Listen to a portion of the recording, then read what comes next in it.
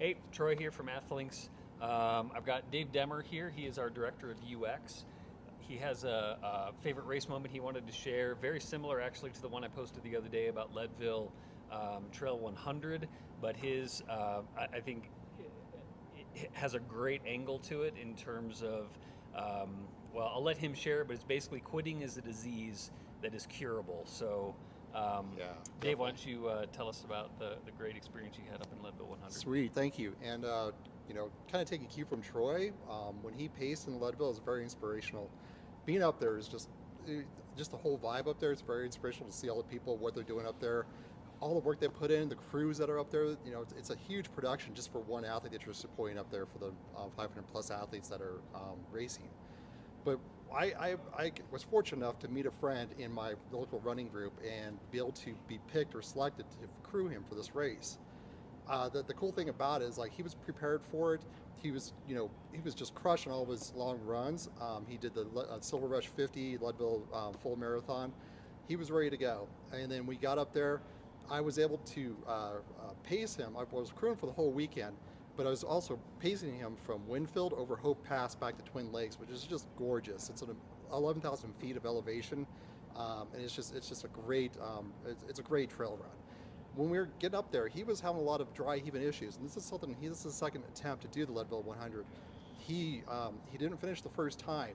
The second time though, he was dry heaving, some of the same problems he had before.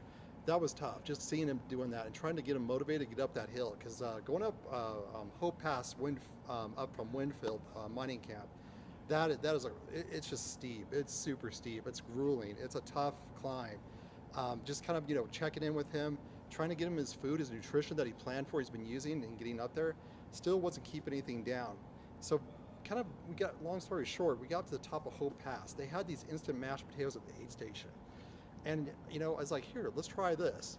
Started giving this, feeding, spoon feeding him, and 10 minutes later, he bounced right back. He started running, which is great, because it could be dark out. It's about 8:30 at night, heading down, and it was, we started getting our headlamps out, and just he was having a great time at that point. And he's, plus 50 miles into this race now, and just we got to the timing point in Twin Lakes, and we had minutes to spare. We got him changed shoes. He got some food in him, more potatoes. He had some more potatoes at the aid station. And we got him through the timing point within about, I think, 2 minutes to spare before he would have been timed out. That's awesome. Yeah, from that point, he finished, I think it was 28:34. So he actually increased his speed as he went. He just kind of, you plan for those nutrition in these long runs. And sometimes those things don't work out. So you have to kind of, adapt to your environment and where you're at.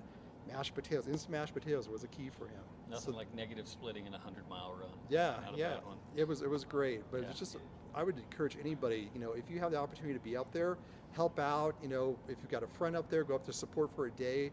If you can crew the whole weekend, and if you can be fortunate enough to pace with one of your runners, it's an incredible experience. Just really, it was the highlight of my 2019. Cool. Thanks for sharing that. Appreciate it. Right More on. people running more often, having more fun in the process. That's what we're all about. So thanks, Dave. Appreciate it. Thank Have a you. good one.